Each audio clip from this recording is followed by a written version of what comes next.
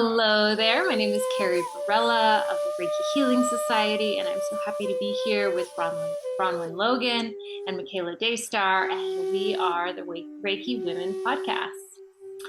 Today on our podcast, we are talking about one of the elements of the system of Reiki, hands-on healing. And so we'd love to just kind of dive in a little bit deeper into that topic on hands-on healing. It tends to be one of the most talked about and one of the most discussed aspects of Reiki. But we wanted to kind of really isolate that and flesh out this whole idea of hands-on healing. Where does that come from?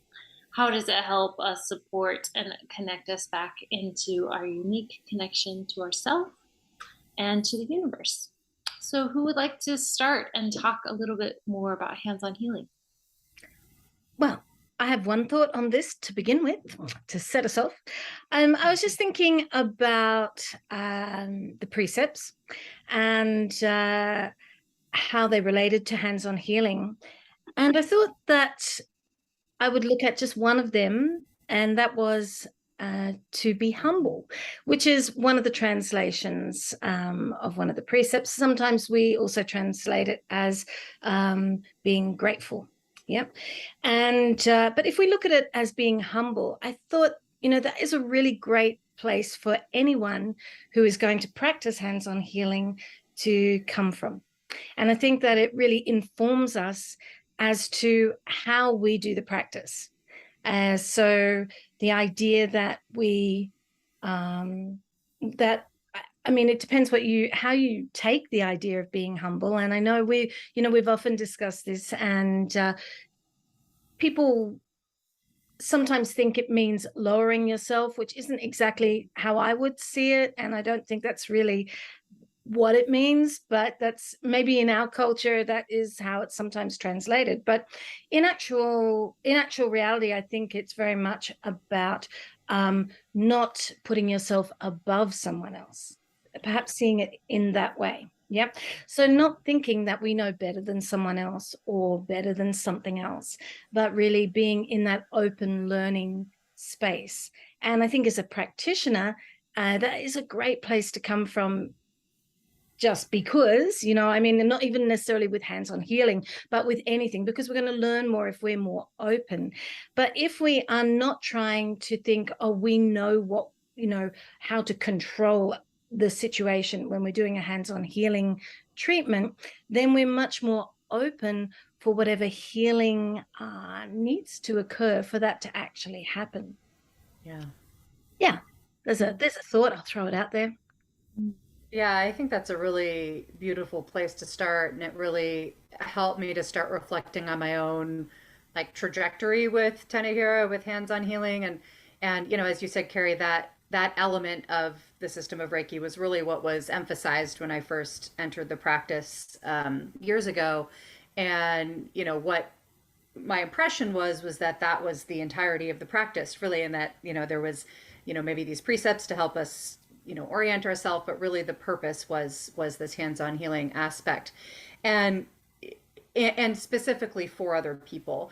And there were some interesting things that happened for me inside of that mindset, and one of which is feeling a lot of pressure to understand the person's problem and to fix it, right? And so it actually fostered I would say maybe a lack of humility, and also at the same time kind of an anxiety about kind of a performance anxiety of whether or not I was going to do it correctly. And both of those two things ended up being really detrimental to my practice and to, first of all, distracting me from my personal practice, right? That Reiki really begins with ourselves, whether it's Tenohira, hands-on, or any of the other elements, but also between me and other people, because I was feeling this pressure to really, be the expert about everything in the room and fix the problem. And over time, that's really softened. And I think that you're absolutely right to point to that emphasis on humility that is present in the precepts, because it's softened to this is a collaboration, that I have certain expertise and experience because I've been practicing this particular system for a while. I, have other experiences to bring to bear to this interaction, but you are the experience of yourself. You are the expert of your own experience. You're the expert about what you're experiencing in the session, what brought you to the session, and how you're going to take that session moving forward into your life. And so, as you say, not putting myself over them as somebody who has to be the expert of everything and fix their problems, but putting ourselves on, equal footing as far as the level of expertise in the room.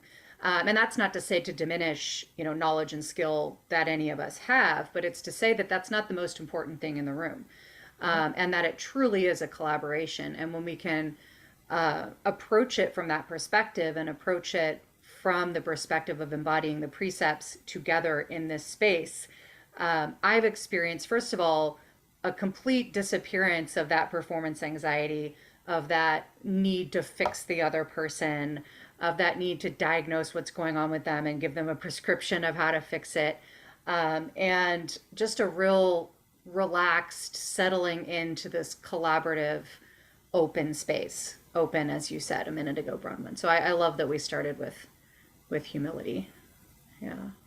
Yeah, I think humility is a really good frame for it because, when I first learned Reiki, there was a lot of actual hierarchy that's kind of interwoven into how we understand and unpack our connection to Reiki and what role the, quote unquote healer has within that. And basically my understanding when it was first explained to me that it was a channel of universal energy, and that as a healer I would go into this kind of more transcendent spiritual space where I'm, the healing is flowing through me, and kind of landing in the client. And so I think for me, I did struggle with, feeling just like I'm there to support somebody, which is really what in my heart, I kind of felt like I was doing, rather than like,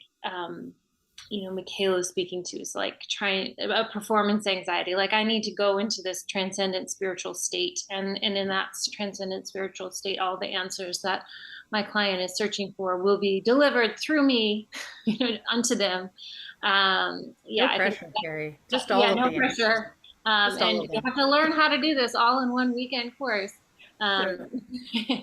It's a lot. And, I think when you talk about like Reiki can cause no harm, or there's no karma associated with giving Reiki, it gets a little problematic when this is your mindset. And especially I think if you're delivering words to a client as, channeled guidance or guidance that comes from some other spiritual source that isn't you, that's really hard to do. First of all, is to separate yourself from your own thoughts.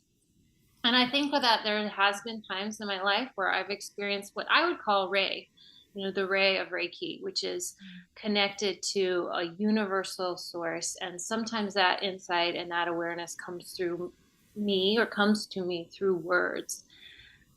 But and I've had to train myself for years to really learn what's my voice and what's that, and I don't get it right all the time. And so in many ways I don't offer that kind of insight any longer, although I felt like at a period of time in my practice that was expected of me or desired of me, even though I don't think like every single client really wanted that, but nevertheless I felt this kind of expectation. So it doesn't seem to really relate back to hands-on healing, but I think it's an important thing as any Reiki practitioner or anybody who's taken a Reiki training is to be well aware of, like, I don't know, be a student in the inquiry of what is Rei, and when we do get insights, when we do get wisdom or perceptions that come to us through the practice of giving Reiki to others, or being with somebody and just witnessing, listening, and hearing their problems, their challenges, what's been impacting them.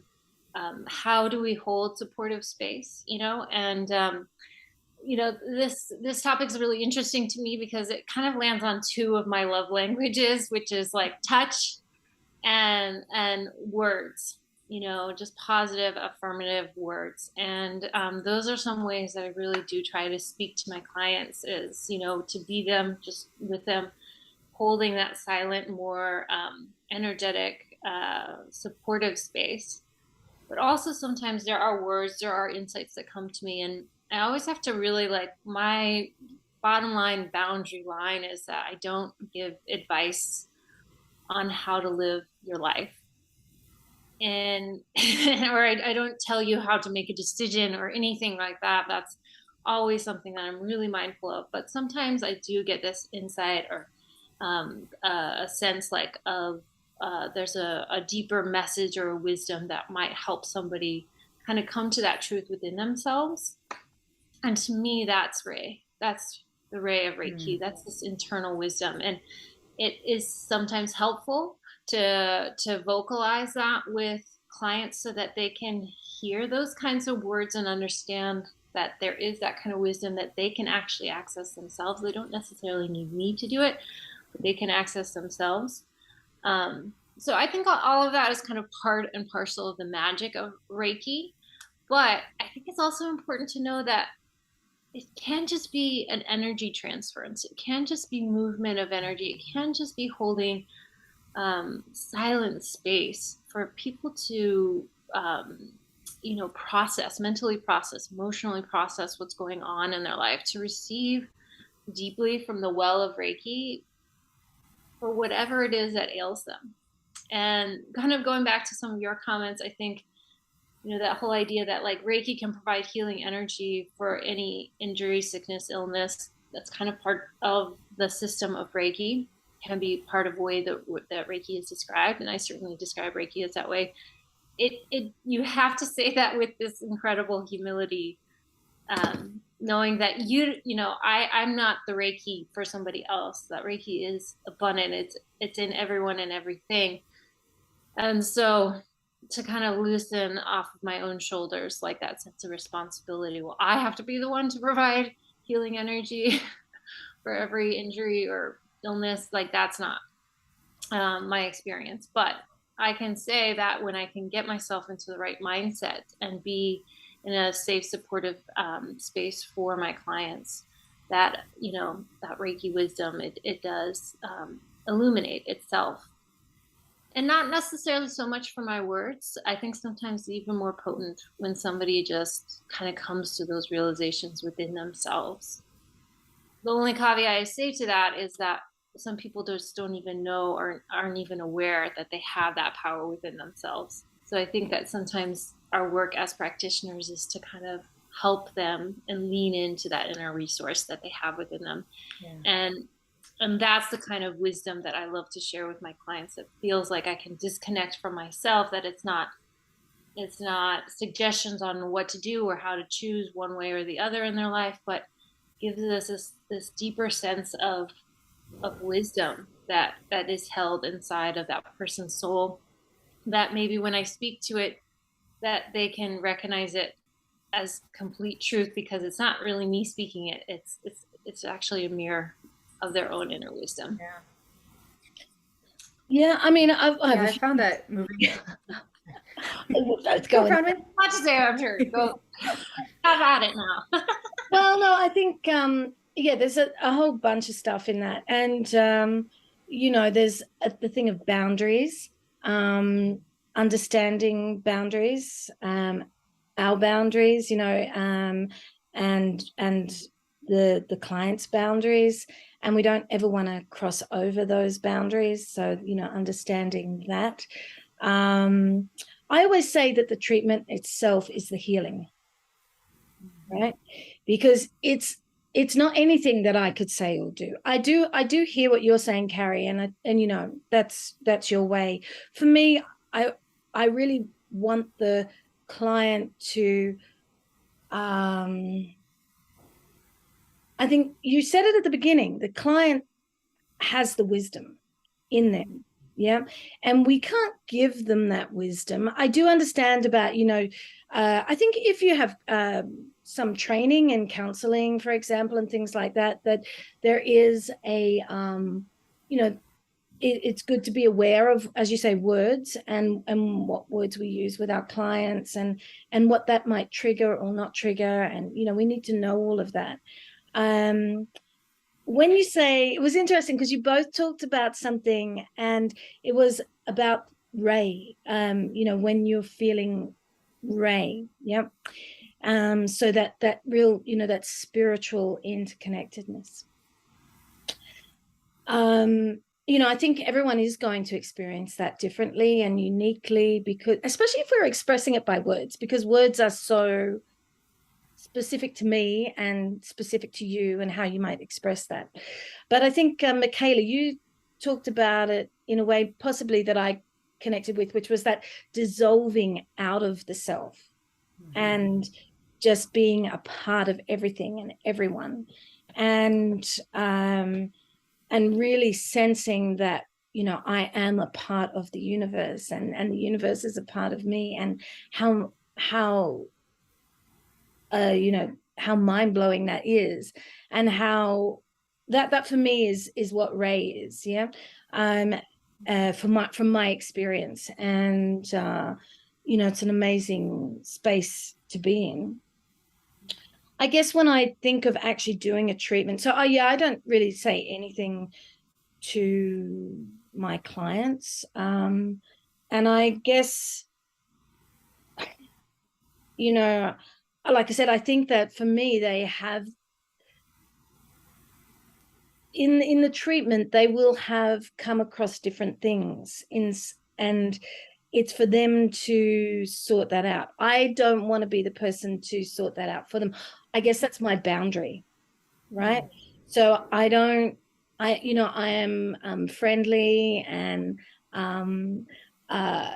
communicative, but I'm not what is the word? So I'm not going to tell them. I know, anything. I feel like there's not really a need for me to tell them anything. Yeah. It's a difficult one, isn't it? I think because, well, everyone's going to have their own way of doing things, and I certainly wouldn't want to cross that. But yeah, for me, that's how I would do that. I think there is a thing. I was listening earlier to someone who put me onto a YouTube thing of a lady, and she was talking about holding a space and how we hold that space.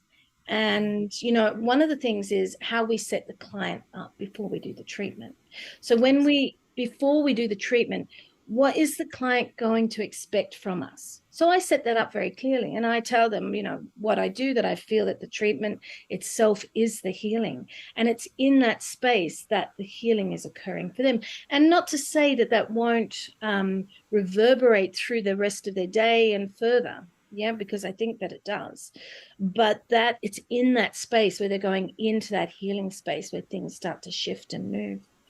And this lady talked about hijacking people's space. And I think that's a really interesting terminology, and it's a really good one for people to think about. Am I self-aware enough to know if I'm not hijacking someone else's space? So when someone has a treatment and they come out of that treatment, the need for me to have to tell them something, that I might have felt or experienced, we need to question it. I do think we need to question it. Are we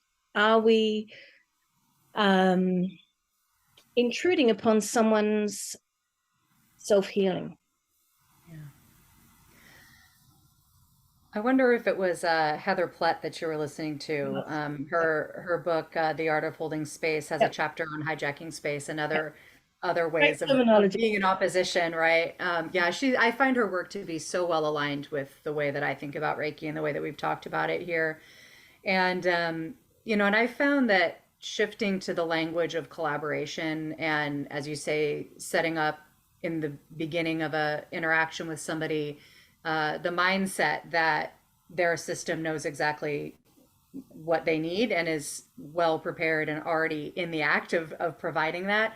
For like 99% of folks, that is some level of surprising and reassuring, if not empowering.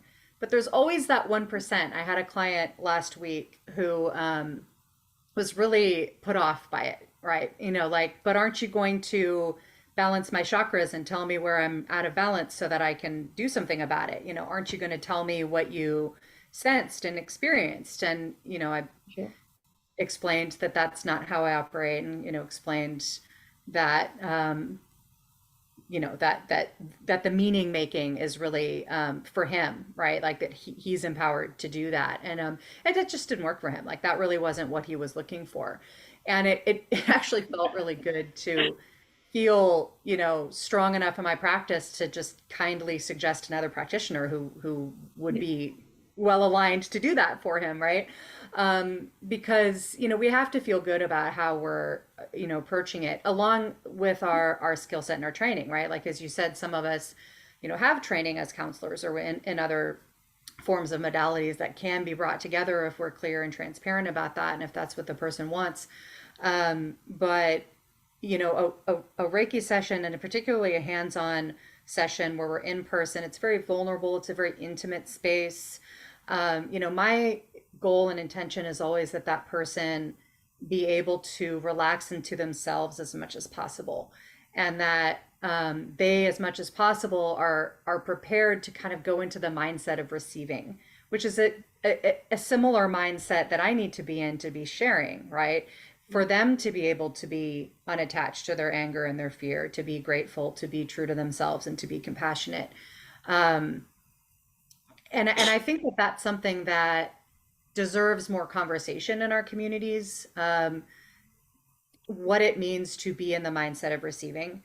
Um, because if we go into a session like this with the mindset that this person is going to fix all of my problems, or is going to heal me, or tell me what's wrong with me, we're already setting ourselves on it as a deficit. We're already coming in with the belief that there's something lacking, there's something wrong with us inherently, because we don't know those things. Yeah. And again, we may have, as practitioners, expertise in certain techniques that are beneficial to another person, but they're the expert of their experience.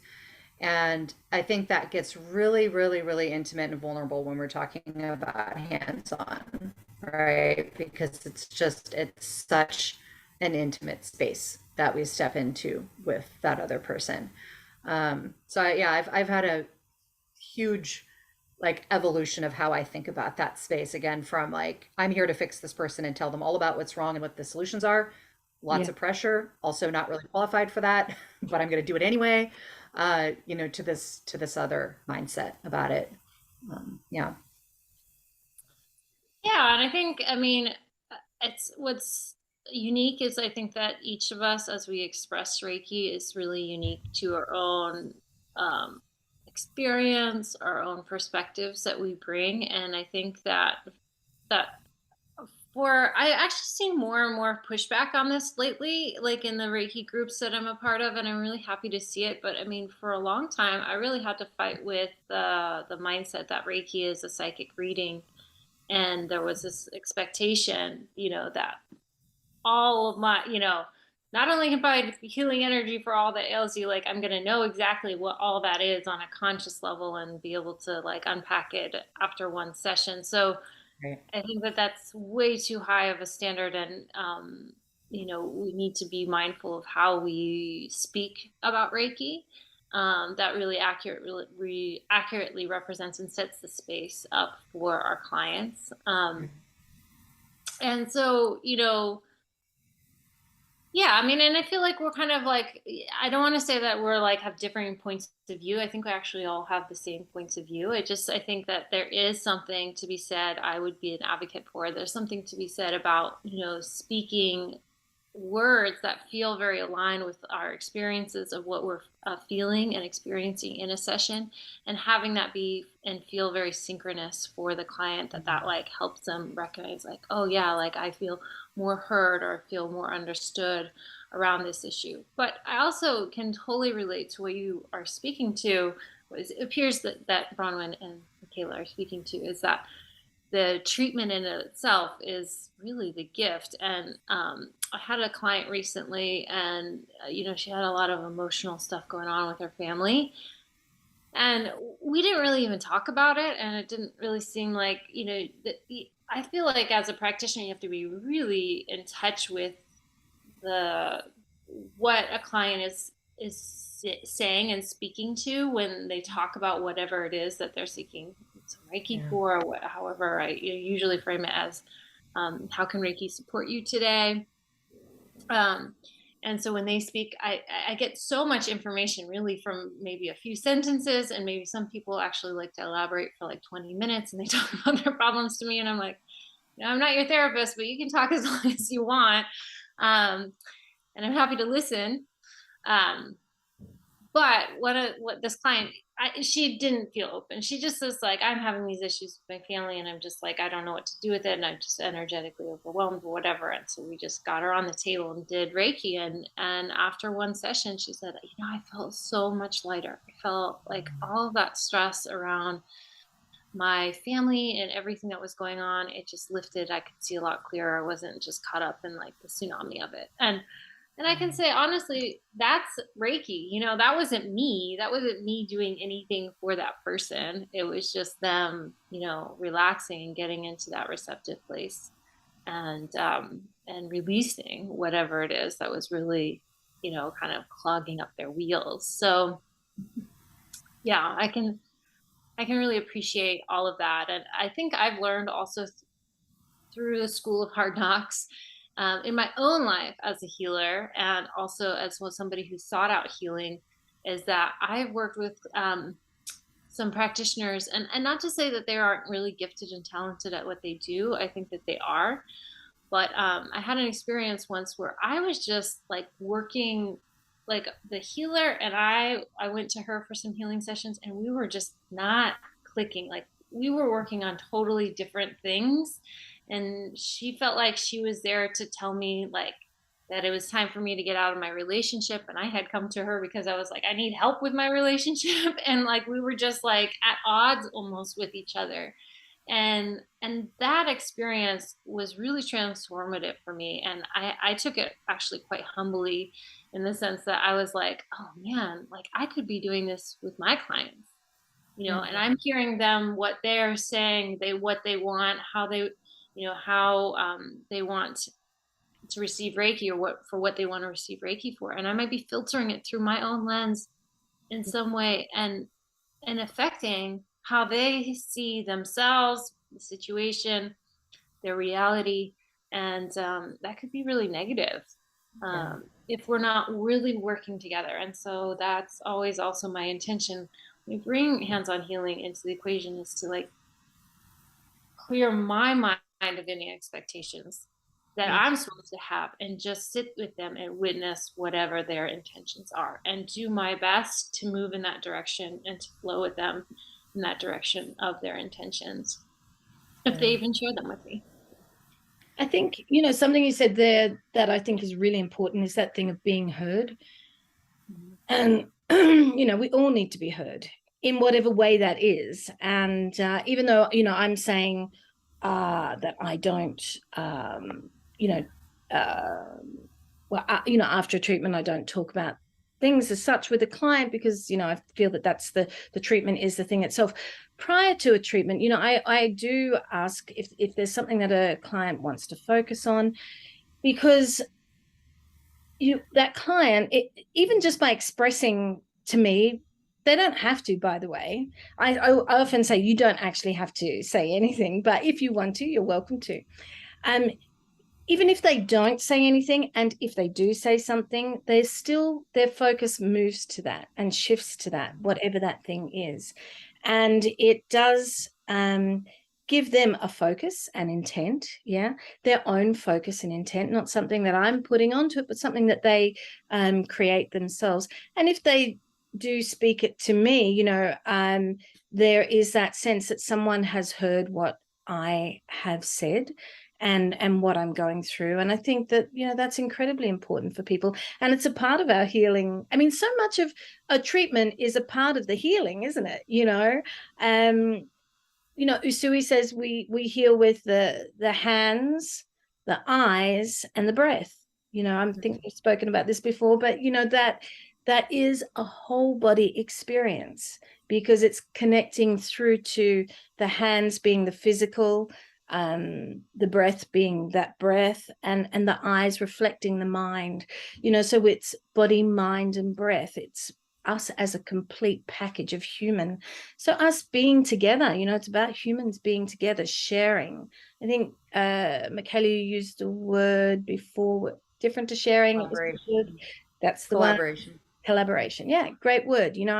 These are those things that we're doing it together, and we're in this together, and that's an amazing, wonderful experience, and it's supportive. And I think it as a practitioner, to know that's what we're doing is more than, like someone might think, oh, I'm just doing this, or I'm just going to do that. It's actually this incredible big thing that we're doing, and we're sitting in this space together, and we're sharing our lives in this moment, so it is a wonderful experience. Yeah, I love that description. And Carrie, you made a couple of really important distinctions a moment ago. One in terms of what we're communicating and how. I heard in what you were saying a distinction between sharing what we experienced in the session without making meaning of it and interpreting it for the other person. But this is what I experienced. And then, you described those moments when that felt really aligned or meaningful for that other person, versus, well, this is what I experienced and this is what it means for you. Or this is what I envisioned in my mind and this is what that image means. Those feel like two very different things. And I will do that when a person asks, which is often, because folks do come to us with an expectation that we will give them some sort of reading, that we will give them some sort of interpretation, we'll give them information about what they're experiencing. Sometimes people really want that. Sometimes it's just an expectation that's just out there in the culture from the way that Reiki is often handled. And so, what I found as a really powerful balancing point between saying, I don't have anything to tell you, or let me make all of this meaning for you, is to just simply share what my experience was and reaffirm that any meaning that there is for them to find, if they ask, right? I never lead with that. And that feels like an important distinction when we're talking about the communication that we have with folks and the questions that folks ask. So, for folks listening who are receivers of Reiki, what are the questions that you're asking your practitioner? What is it that you're seeking to learn from them about yourself? And can you approach that again as a collaboration so that you know that you actually have the meaning making power for your own self, and this person can share whatever it is that they've experienced. The other thing, Carrie, that I think was really important that you mentioned was that part of that expectation that folks naturally have is a result of the conflating of Reiki with other modalities. So you mentioned psychic readings. There are people who are genuinely psychic, I believe, I've experienced, who do have that ability, who have developed that ability and can offer that ability. But that doesn't mean that Reiki makes you psychic, which I've seen many people claim. That's not been my experience. I don't feel particularly gifted in that realm, right? And so that's not something that I bring into my sessions. I saw a conversation the other day, someone asking about Kundalini Reiki and how can I do Kundalini Reiki, which is, of course, a blending, a mashing up of two very different systems from two different places. And, one of the responses that this person was given was, well, when you use only Usui Reiki, you tend to get very spacey and lightheaded. And so when you do Kundalini Reiki, you're using earth energy, and so you get very grounded. And so that's why it's a good thing to bring Kundalini into Reiki. And I felt like you're doing it wrong. Oh, no. Like if we're truly in the practice of Reiki, we're starting with earth energy, right? If we're feeling spaced out, if we're doing a session with a person and we're up in the clouds, right? Or we're spaced out, we're not connected, we don't feel grounded, then we're not actually in our practice, right? And so it makes me concerned and sad to see that kind of misinterpretation, that Reiki is not a complete system because it only leaves you lightheaded and spacey. So you need to bring in this other system from a totally different place to bring in the grounding earth energy to balance it out. And so I just want us to remember and to share with each other and to affirm with each other for all of you listening. Reiki is a complete system, right? It begins with grounded earth energy. It moves up into broad, spacious heaven energy, and it balances in the heart. It is a complete system. It needs nothing else. Absolutely nothing else. If there is some other modality, if there's some other system of practice or whatever it is that is meaningful to you, that you have a solid grounding in, you understand where it came from and why, and you feel like you want to bring that alongside Reiki, that is okay. But understand that they're different systems. They have their own purpose and flavor. There may be points of intersection, but understand them for what they are and understand them as complete systems in and of themselves. This is getting us a little off topic, but I just feel sensitive about this topic. Yeah. Yeah. Well, I think it's a good off topic, but the truth is we've kind of been off topic the whole time because we're talking about mental healing and we're talking about words and we're talking so I think maybe we talk. I mean, I'm going to go back to one of my love languages, and I think some people, it's so funny because my husband doesn't really respond well to being touched. He's like, "Don't touch me." Right. And I'm like, what? That's like the first thing I want to do when anybody's hurting or anything is just hold you or just Yeah. be with you, just put my hands on you. And there's so much that can happen in that. And being the recipient of Reiki, I'm just always like, it is so soothing to have somebody's hands on me and to just have that feeling of being held on shoulders, on head. It doesn't really matter wherever it is. I'm like melting wherever like somebody touches me. And I love the description that Hiroshi Doi describes in his book, A Modern Method for Reiki Healing. And he said, that Reiki has the ability to, or he kind of frames this inquiry into Reiki as, for centuries long, people have wondered about the healing power in some people's hands and how some people have this healing power in their hands and others don't. Or, you've ever like shake somebody's hand and it was like just a dead fish. And then other times you shake somebody's hand and it was just like incredible warmth. And and that's what Reiki really does, is it helps us develop that healing touch. And I think that some people really get that, and as a yoga teacher I also see it. It's just people who have a real gift for giving hands-on assists or helping people, guiding them gently into poses. And there's also the dark side of that, which is people just like shoving and forcing you into poses, which absolutely happens within yoga too. But maybe we could talk a little bit about, since we're talking about hands-on healing, what do you think about that little feeling that you get when you have, a live person touching you? Well, I think it's our birthright. And I think when we hold a baby, for example, which is, the beginning of life. Oh, we can even go back, we can go back into like the fetus, putting hands on the body and sensing that, that there's a living thing.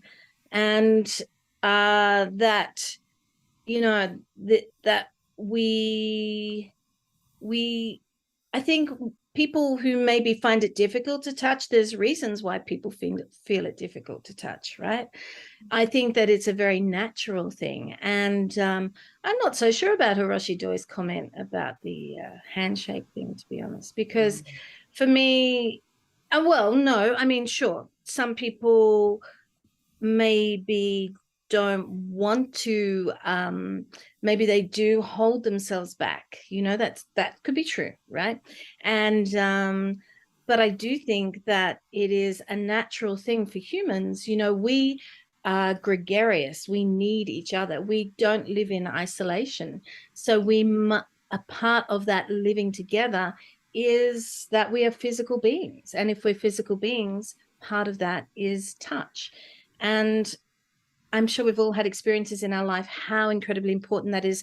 I can think of one specific thing that always touched me incredibly, and that was my mother who, after she got divorced when she was about 44, I think, and she never had another relationship.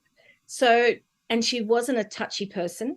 And I remember I'd lived overseas, I came back, and, I was sitting next to my mum, and I just lifted my arm just to do something. And she thought that I was going to give her a hug.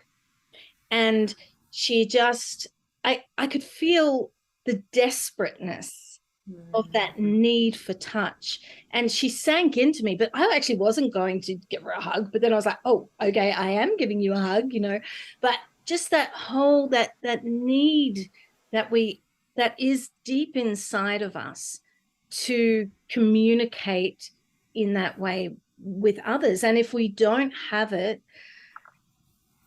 we miss that. And though there will be people who say, yeah, I don't need to touch or whatever, there will be reasons behind that, experiences in their life that have created that experience for them, for sure.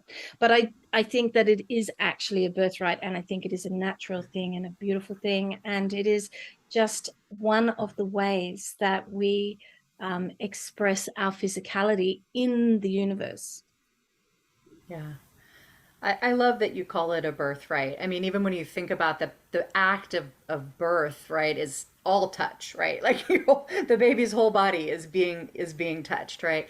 And I want to just take a moment to plug. A few years ago, you did a class on touch in the system of Reiki, and I took that class, and it was very touching. To hear you talk about touch as a birthright, and how while there's many elements in the system of Reiki that get us to the outcome of living as an embodiment of the precepts, Tenohira has this special additional benefit of engaging that birthright, right? That touch has its own healing properties, whether or not we're practicing the system of Reiki. And I don't know if that class is still available as a pre-recorded class on International House of Reiki. I highly recommend it for anyone who wants to follow this conversation a little bit more deeply. We can put the link for that in the comments. But yeah, I mean, it's like this extra layer of release and relaxation and healing that gets to happen when we engage in that birthright. And, as I'd mentioned before, my early Reiki education being almost exclusively focused on Tenohira and hands-on, and then feeling like I'd been kind of shortchanged the whole rest of the system, I really kind of swung the pendulum too far in the other direction, and for a long time was really emphasizing chanting and mantra and symbols and meditations, and kind of like, oh, too much emphasis on hands-on healing, too much emphasis on that. And eventually came back to that centered place of the whole system has its benefits. Each element is there for a reason, and Tenohira is there for many reasons, but one of them is to allow us to reclaim that birthright of intimate, non-sexual, consensual touch that we all do need as a species, and so many of us do not get enough of. Whether that's our own touching our own self, if we're doing self practice, or surrendering ourselves to the touch of somebody else in a session. It's absolutely beautiful, and I love that's an element of the system. Yeah, me too. Yeah. Yeah. I love that too. And I think for so many people that I've seen, touch in and of itself can be such a profound healing thing for them. And working with clients who've had sexual abuse and a lot of other different issues, just the mere act of giving in and letting themselves be touched in a safe, non-sexual way is such a huge milestone on their journey, kind of coming back into their body and reclaiming themselves after trauma. So I don't know, there's just something really profound about it. And I also love that Reiki is being used in hospitals, and they've done studies on the effect of like Reiki and heart issues in particular, and like Reiki and just the hands-on touch of Reiki or other modalities similar to Reiki. They can really do amazing things for our heart. And I don't know, maybe I think we should end on that and think about the ways in which we can really impact. And that's another way I think of thinking about the hands as an extension of the heart. And And so for all you Reiki practitioners on there, keep calm and Reiki on, keep going with your hands-on healing work. And those of you who have questions about hands-on healing or any of these topics spurred up some questions within you, we'd be so happy to hear your questions. Feel free to type your comments in the show notes, and we'd be happy to respond to them. Or if you have somebody who you think could really benefit from this episode on Reiki Women Podcast, feel free to tag them and share our podcast with them. We love that. So thanks so much for joining, and we'll see you again on our next episode. Bye-bye. Bye.